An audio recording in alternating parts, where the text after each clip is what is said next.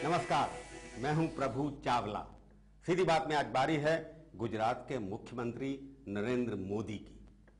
नरेंद्र मोदी आजकल किस दौर से गुजर रहे हैं वो तो अंतर्राष्ट्रीय और राष्ट्रीय प्रेस में रोज छप रहा है, परंतु इससे जुड़े मुद्दों पर आइए हम करते हैं नरेंद्र मोदी से ही सीधी बात।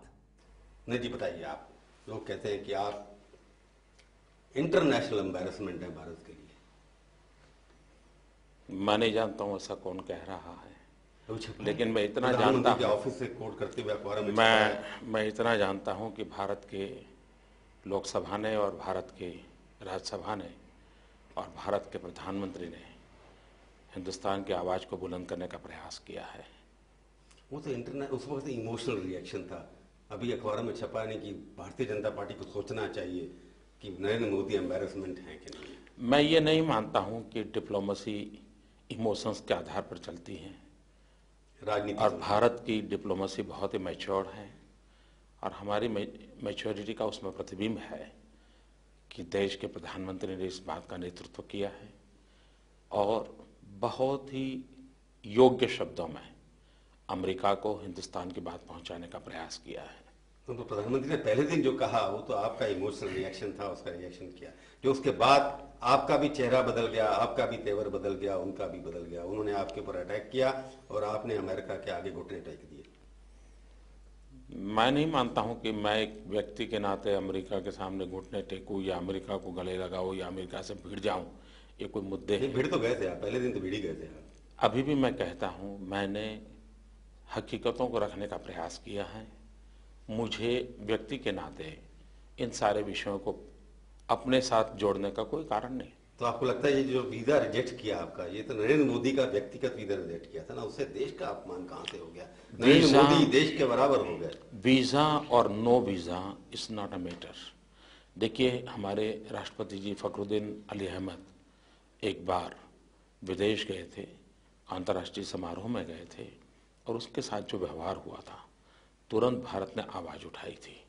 ये बहुत स्वाभाविक है कि जब व्यक्ति इलेक्टेड ऑफिस में बैठता है तब वो एक इंस्टीट्यूट को रिप्रेजेंट करता है, वो सिर्फ व्यक्ति नहीं रहता है। और देश ने इसी रूप में, भारत की संसद ने इस बात को उठाया है और भारत के प्रधानमंत्री ने भी उठाया। आपके खिलाफ तो चार्ज ये है कि आपने धार्मिकता, इंटॉलरेंस इसको बोलते हैं, सहन नहीं कर सकते, सहन शक्ति नहीं है आप में, तो इसलिए धर्मों के खिलाफ आपने एक बीड़ा उठा लिया, इसलिए आपको वीजा दिया। बीजेपी के खिलाफ नहीं है। ये नरेंद्र मोदी का जो सोचना है, सोच है उसकी कि सब समुदाय बराबर नहीं है हिंदुस्तान के अंदर, ये आपकी सजा है। हिंदुस्तान की इस महान संस्कृति की विरासत ही है दुनिया में, जो कहती हैं एकम सत विप्राह बहुधा वदंती, सर्वधर्म समान है, ये संकल्पना इसी देश में है। जो गुजरात में हुआ 3 साल पहले, लगता है आप उसको जस्टिफाई अभी भी कर रहे हैं। आपको कोई दुख नहीं है? मैंने उस विषय की चर्चा नहीं की है। मैंने उस दिन संबंध में आपको वीजा देना, गोधरा में जो हुआ वो भी गलत था, गोधरा के बाद हुआ वो भी गलत था। ये हम लगातार कहते आए हैं और हम साफ साफ कहते हैं, गोधरा ना हुआ होता तो बाद में कुछ नहीं होना था। हम लगातार कहते आए हैं कि किसी भी सभ्य समाज में ऐसी घटनाएं शोभा नहीं देती। अभी आप मानने के लिए तैयार हैं कि जो गोधरा में हुआ और गोधरा के बाद जो हुआ वो गलत था, शर्मनाक था, उसके लिए आपको दुख है? मैंने तब भी कहा था, आज भी कह रहा हूं, हमेशा कहता रहूंगा, किसी भी सभ्य समाज में ऐसी घटनाएं शोभा नहीं देती हैं। कोट एंड कोट ये शब्द मैं लगातार बोल रहा हूं, आपके कानों तक क्यों नहीं पहुंचे नहीं, शोभा नहीं देती। दूसरी बात है कि शर्मनाक थी, इसके लिए सरकार भी थोड़ी बहुत जिम्मेवार थी। हर एक की अपने अपनी बात। इंदिरा गांधी के जो हुआ 1984 में सिख राइट्स में, उसके बाद सोनिया गांधी ने माफी मांगी। आपको लगता नहीं कि आपको अब समय आ गया है घाव भरने का, आप भी माफी मांग लें? पहली बात है, किसी भी बात को कैसे अभिव्यक्त करना, हर एक के अपना अपने शब्दों का चयन होता है, और मैं समझता हूँ मुझे जो शब्द ईश्वर ने सुझाए हैं उन शब्दों के माध्यम से मैं अपनी भावनाओं को अभिव्यक्त करता तो आप कहते नहीं होना चाहिए। अब ये नहीं कह रहे कि शर्मनाक था, उसके लिए मुझे दुख है। इसके लिए देश के बहुत अखबार हैं, बहुत एडिटोरियल्स हैं, उन सबके पास समय भी तो है, उसका एनालिसिस होता रहता है, होने दीजिए। एडिटोरियल अखबारों जो कहें वो ठीक है, आप नहीं मानते उनकी बात? मैंने साफ शब्दों में कहा, quote and quote, again I repeat, किसी भी सभ्य समाज में ऐसी घटनाएं शोभा नहीं देती है। तो इसके लिए आपको दुख नहीं है ना, अब मानने के लिए तैयार नहीं है आज की? ये निर्णय आप मत कीजिए, मैं आपसे ये पूछ रहा हूं। निर्णय आप मत कीजिए, ये निर्णय आप मत कीजिए। मुझे मालूम निर्णय है नहीं कर रहा, उन दिनों में मैंने सारे शब्द मेरी असेंबली में बोले हैं। नहीं, मैं तो रिपीट करने के एक बार याद मैं वही कहता हूं, हमारी याददाश्त कमजोर वही कहता हूं, पॉलिटिशियन की याददाश्त तो अच्छी होती है वही ना, कहता वो तो हूं, बदल देते हैं अपने बयान। ये सारे शब्द मैं असेंबली में फ्लोर पर जहां जरूरत थी आप कह उस चुके हैं, फॉर्म में शर्मनाक था, ये मुझे दुखदायी था। हर एक के शब्द अपने अपने होते हैं। नहीं, आपने कहा ये शब्द, मैं तो इसको मुझे कोई आवश्यक नहीं है किसी के शब्द उधार लेने की।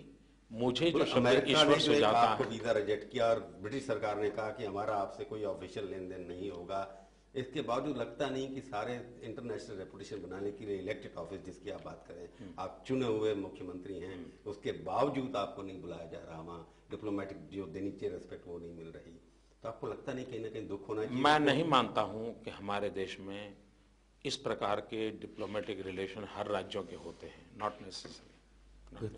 आपको लगता नहीं कि आप अंतर्राष्ट्रीय घृणा के एक सिंबल बन गए?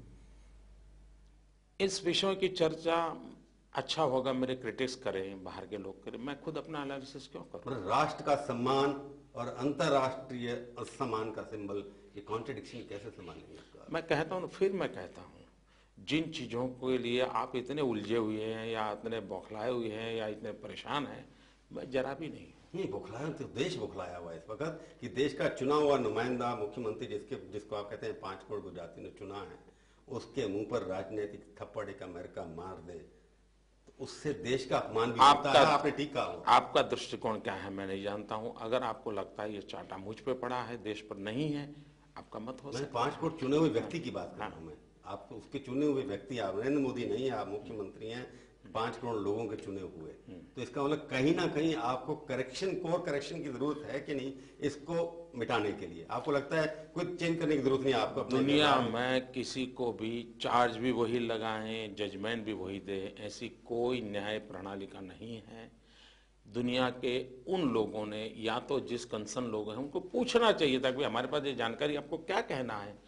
मुद्दा दूसरा है, हमारे देश में अवार्ड पाने की फिराक में या विदेशों के रुपयों पर पलने वाले जो लोग हैं, ऐसे कुछ 5 स्टार एक्टिविस्ट जिनको यह आदत हो गई है कि हर पल हिंदुस्तान को बदनाम करते रहना, दुनिया के अंदर हिंदुस्तान की छवि खराब रहना, हर घटना को ऐसे उछालना कि जिस घटना से उनकी दुकान तो चल जाए, सोचना उस तरफ होगा। हिंदुस्तान के अंदर पहले आपने ठीक कहा, 3000 लोग दिल्ली की सड़कों पे मारे गए, 6 लोग मारे गए, परंतु किसी नेता को वीजा तो डिनाई अमेरिका ने किया नहीं। एक मोदी को ही चुन लिया उन्होंने, जहां पर जो कुछ हुआ, आप कह रहे हैं गोधरा के बाद हुआ या पहले हुआ, तो इसका मतलब कहीं ना कहीं परसेप्शन में, आपकी कम्युनिकेशन में, आपकी बातचीत में, या ये कहूं कि मोदी की एरोगेंस में कोई कमी है, जिसकी वजह से 3000 लोग मारने वाले लोग तो अभी भी स्वागत किया जाता है उनका। अब वो सोचना होगा, मैं उनके साथ आपको या उनको? मैं आपकी बात कर रहा हूं कि आपके प्रति इतनी घृणा, जिन्होंने दिल्ली में जो कुछ भी किया है उनके साथ मैं अपनी तुलना नहीं कर सकता हूं, क्योंकि वो कांड अलग था, करने वाले अलग थे। यहां तो हम न करने वालों की चिंता करने वाले लोग थे, न हो उसकी चिंता करने वाले लोग। डमडन लिखती है आपको कि एक बुश, जिसको कहा जाता है एंटी मुस्लिम, एंटी इस्लाम, जिसका आपने भी नाम लिया, एक मोदी, वो भी एंटी इस्लाम, परंतु बुश जो है आपके ऊपर हावी पड़ गया वही काम करने के लिए जो आप कहते। एक तो फैक्चुअली करेक्शन जरूरी है।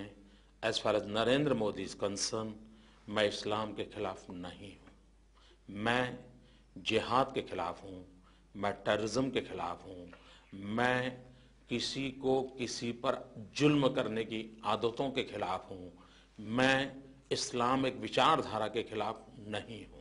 तो you are not against Islam? Not at all. और कोई भी, अगर कोई हिंदू इस्लाम के खिलाफ है तो वो हिंदू नहीं है, क्योंकि हिंदू ने ये सिखाया है सर्वधर्म बराबर है। नरेंद्र मोदी, बड़ी सरप्राइज है कि आपकी भाषा और बुश की भाषा एक है, उसके मायने अलग अलग हैं कि क्या है, इसके ऊपर मैं बातचीत करूंगा एक छोटे से ब्रेक के बाद। इसी बात में एक बार आपका फिर से स्वागत है। आज हम बातचीत कर रहे हैं गुजरात के मुख्यमंत्री नरेंद्र मोदी से। नरेंद्र भाई, आप बता रहे थे कि आप जो हिंदुस्तान का धर्म है, हिंदू धर्म, उसमें कोई किसी के खिलाफ कुछ नहीं होता, परंतु मैं जो कह रहा हूं कि बुश के खिलाफ आपने एक जब प्रेस स्टेटमेंट दी कि बुश को भी वीजा मना किया जाएगा क्योंकि इराक में जो कुछ किया उनकी आर्मी ने, ये मुशर्रफ का भी नाम लिया, पर जब आपने एड्रेस किया उनके लोगों को तब ये सब भूल गया आप, कन्वीनियंस थी या आप प्रचार दो चीजें अलग। नहीं, मैंने सवाल पूरा करना चाहिए, दोनों चीजें अलग नहीं है क्योंकि आपकी राजनीति अलग है दोनों जगह पे। तो एक एंटी इस्लाम या एंटी जिहाद, वो भी जिहाद का नाम लेते हैं अलकायदा और ये, परंतु आपके ऊपर अटैक इसलिए कर दिया कि आप भी तो जिहाद के खिलाफ लड़ रहे हैं, तो उसके पीछे कारण क्या हो सकता है कि क्यों हुआ आपके साथ ये? हो सकता है कि ये लालू स्टाइल पॉलिटिक्स का सहारा लेते होंगे कि मोदी के नाम का इस्तेमाल करके खुद को एक सेकुलर चेहरा बनाने में शायद काम आता हो, जैसे लालू जी करते रहते हैं कि हर बार मोदी को दिखाते हैं और दुनिया को अपना सेकुलरिज्म का सर्टिफिकेट लेते रहते हैं। हो सकता है शायद लालू जी से बुश कुछ सीखे होंगे। आपकी सरकार अच्छी चल रही है, अच्छी सरकार, अच्छा विकास, अच्छी सरकार, फिर भी मोदी का जीना दुश्वार। मैं जीता जागता आपके सामने बैठा हूं, देशवासियों के सामने। फिजिकल आपके शारीरिक जीते जाते तो बहुत सुंदर लग रहे हैं आप, मैं मन से लग रहे हैं। मैं मन से भी उतना ही जागरूक। मतलब पार्टी के सारे एमएलए आपके खिलाफ मोस्टली 30-35-50 जितने भी नंबर था, हम लोग कहते रहते हैं ना जर्नलिस्ट, आप कहेंगे जर्नलिस्ट कहते हैं इसलिए मैं मान लेता हूँ हम ही कह रहे हैं, पर वो जो केशव भाई अपना टीवी पे इंटरव्यू देते हैं, सीनियर हैं, मुख्यमंत्री रहे हैं, आप उनके पैर भी छूते थे कभी, अभी भी छूता हूं। तो इतना विरोध आपके खिलाफ क्यों हो गया जबकि आपकी सरकार आंकड़ों के हिसाब से अच्छा काम कर रही है? मेरी जानकारी में अब तक आदरणीय केशव भाई ने पब्लिकली मेरे खिलाफ एक शब्द भी नहीं बोला है, और मैं अभी भी कहता हूं कि वो पार्टी के एक बहुत सम्मानीय नेता हैं, व्यक्तिगत रूप से मेरे भी सम्मानीय नेता हैं। अभी उन्होंने कुछ, मैंने सुना टीवी में कहा कि आपको अपना सुधारना चाहिए, कार्यशैली आपकी ठीक नहीं है। केशव भाई को पूरे अधिकार हैं मुझको कहने का, वे मेरे वरिष्ठ नेता है। नहीं, कारण क्या है, इतना विद्रोह क्यों है आपके खिलाफ? केशव भाई मुझे नहीं कहेंगे तो किसको कहेंगे भाई? नहीं, बाकी इतने सारे, इतनी ज्यादा संख्या में आपके खिलाफ विद्रोह लेके कर रहे हैं, सरकार अच्छी चल रही है, फिर क्यों विद्रोह है आपके खिलाफ? मैं अच्छी सरकार चलाने की कोशिश करता रहूंगा। तो अच्छी सरकार चलाने के खिलाफ हैं आपके लोग अपने? ऐसा मैं किसी के खिलाफ क्यों हैं? आपको समझ में तो आया होगा। ये जगह नहीं है इन सारे विषयों का एनालिसिस करने के लिए।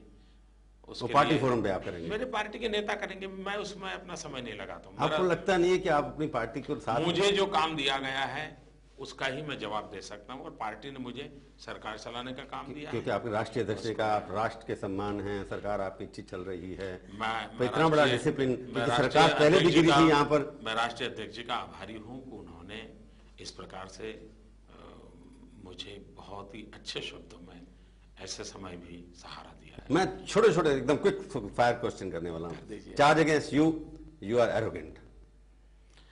अगर ये चार्ज मेरे सामने कहा जाता है उसका मतलब कि एरोगेंस होता तो शायद कोई हिम्मत नहीं करता। आपके सामने कह नहीं पाते ना, इसलिए तो डर लगता है उनको। वही तो मैं कह रहा हूं, पब्लिक में कहते हैं जाकर के। वही तो मैं कहता हूं। तो आप एरोगेंट नहीं है?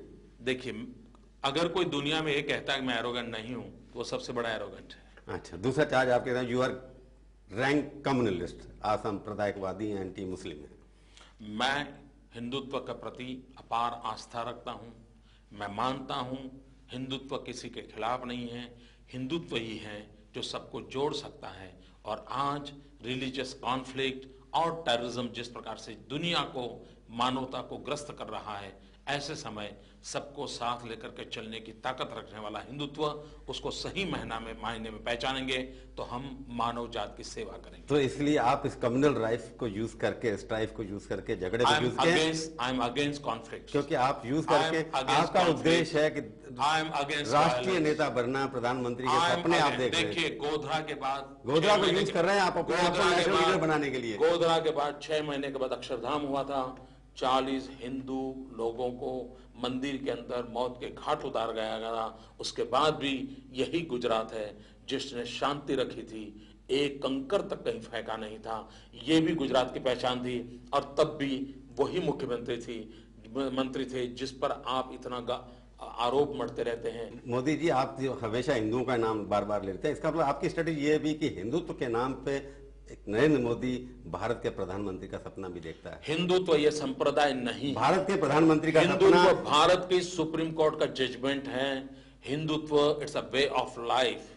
Hindutva is not You're a exploiting that for religion. your own political I am not motives. exploiting at all. You are. The You're using Hindutva- all the time Hindu, मैं- Hindu 50, Hindu, Godra, this. You're not नहीं, using मैं- 1,000 Muslims killed in your नहीं नहीं, मैं organization. 5 crore गुजरातियों की बात करता हूं, और जब मैं 5 करोड़ गुजरातियों की बात करता हूं तब उसमें सबके सब आ जाते हैं। अगर किसी गांव में नर्मदा का पानी पहुंचता है तो उस गांव के सब नागरिक पीते हैं। आपको अभी लगता नहीं कि पार्टी को बचाने के लिए आपको अपने अंदर परिवर्तन की जरूरत है कि नहीं मेरी है? पार्टी की आवश्यकताओं की पूर्ति के लिए मुझे जो कुछ भी करने पड़ेगा वो सब कुछ करने के लिए मैं कोशिश करूंगा, और मैं ईश्वर से भी प्रार्थना अगर आपको करूंगा। कुर्सी छोड़ने की छोड़ने की कोशिश करेंगे। मेरी पार्टी का मैं एक कार्यकर्ता हूं और मेरा दायित्व है कि इस पार्टी को आगे बढ़ाने के लिए जो भी आवश्यक हो सब कुछ करना चाहिए, और उसी को मैं अभी भी कर रहा हूं। पूछ रहा हूं कि पार्टी आपको कहेगी आज आप इस्तीफा देकर मुख्यमंत्री का आम कार्यकर्ता के रूप में वापस आ जाइए, ये पार्टी के हित में है, तो आप वो करेंगे? जिस दिन पार्टी मुझे जो भी कहेगी, मैं एक स्पेसिफिक सुन लीजिए ना,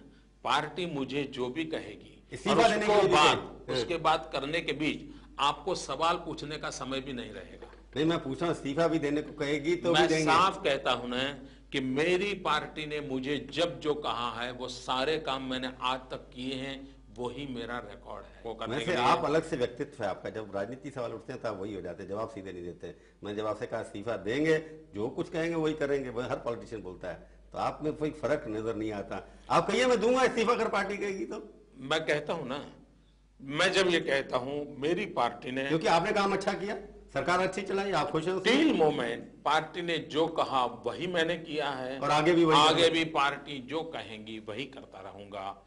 और जिस दिन मेरी पार्टी की बात मानने की मेरी ताकत खो दूंगा, तब मैं समझता हूं मैं पार्टी को अपने आप को कार्यकर्ता कहने लायक नहीं रहूंगा। चलो देखेंगे आगे आप क्या करते हैं। आप हमारे स्टूडियो में आए, बहुत बहुत धन्यवाद। धन्यवाद। तो ये थी आज की मुलाकात। सीधी बात का ये कार्यक्रम आपको कैसा लगा? आप अपनी राय हमें ईमेल के जरिए भी भेज सकते हैं। हमारा ईमेल का पता है sb@aajtak.com। अगले हफ्ते आएगी बारी एक और हस्ती की। इंतजार कीजिए तब तक और देखते रहिए आज तक।